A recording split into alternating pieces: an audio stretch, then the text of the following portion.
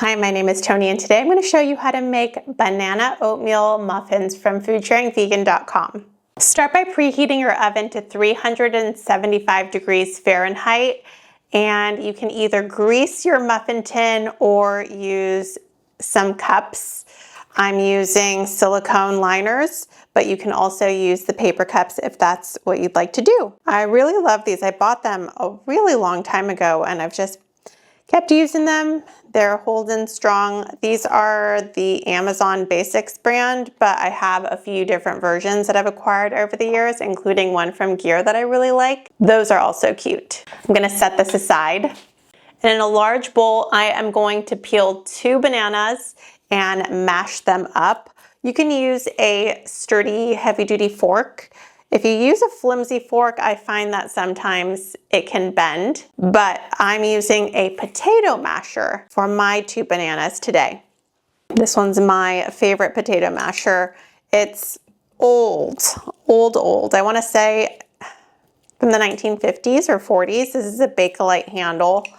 I've talked about it in my other videos, but I used to be an antique dealer in another life, and I love things from the 30s, 40s, 50s, 60s. My mother-in-law corrects me that that is not an antique.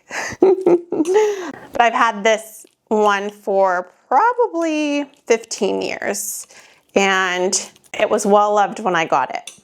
While we're mashing, you can leave some banana chunks if you'd like. You want the majority to be mashed because we're gonna require that wetness for the recipe. But if you want some chunks of banana in your muffins, you can leave maybe 25%, a little bit less, 15 to 25% of the banana chunks, and mash the rest. Then I'm gonna add in a 1/3 cup of sugar, along with 1/3 cup of a neutral oil. You can use a vegetable oil like I am, or any other oil that you prefer to use. I have not tested it, but I know a lot of my audience doesn't eat oil at all and prefers to either add a little bit more banana or some applesauce or some silken tofu. If you do try one of those, let me know how it goes. I'm always curious to know about modifications. Next, I'm gonna add in a teaspoon of baking powder directly into the bowl. Some baking soda. This is 1 teaspoon. And 1 teaspoon of cinnamon. If you're not a huge fan of cinnamon, you can also have that. And then this is 1/2 teaspoon of salt. Lastly, I'm gonna add in my all-purpose flour. I'm using 1.5 cups. This is 1 cup right here. And this is a 1/2 cup. I love this recipe because all of the mixing is done in 1 bowl, which means I don't have to wash an additional bowl for the wet or dry ingredients. Now I'm gonna whisk it up. If you want, you can use a spatula, which I actually might switch to. I was thinking a whisk would be good, but now I'm regretting my decision. Let me get all of this out of the whisk.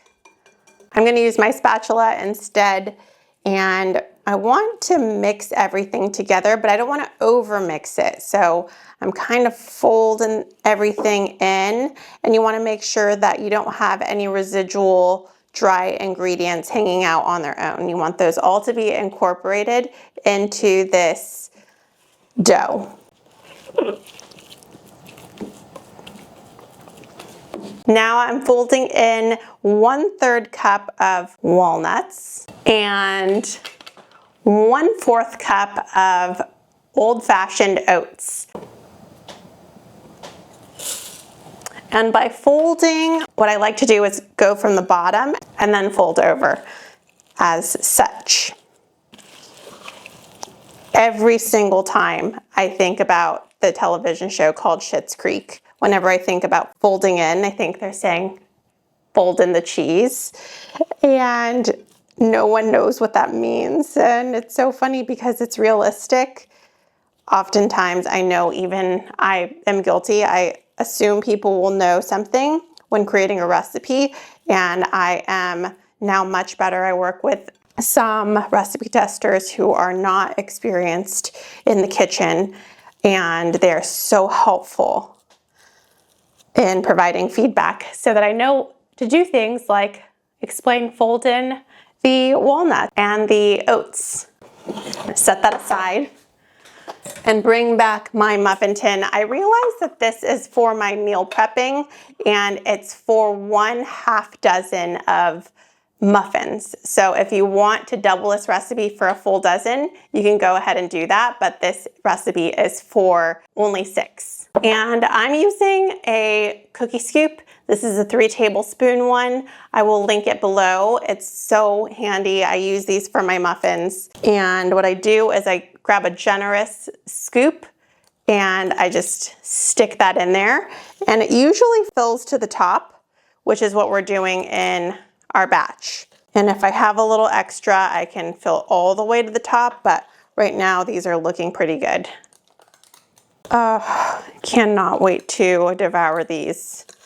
I might have a little bit of extra batter, so if you want, you can either fill all the way to the top for a really big muffin, or you can add in 1 more cup and fill that up. I think that's what I'm gonna do today, is add that there and grab the rest of it to squeeze in this last one. Here we go. I am going to put this in my preheated oven. It's at 375 degrees, and I am going to bake for 10 to 15 minutes, and the test for that is at 10 minutes. Take it out, stick a toothpick or a fork or even a knife into it, pull it out, and if it comes out wet, stick it in there for 5 more minutes. If it comes out dry, then it's done.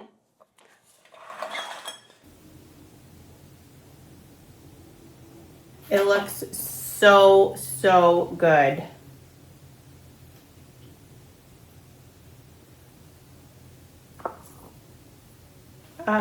They are perfectly fluffy. They smell so tasty too. And I'm gonna break it in half so I can show you the insides. Very perfect. I love a good banana nut muffin, and let's see if it delivers.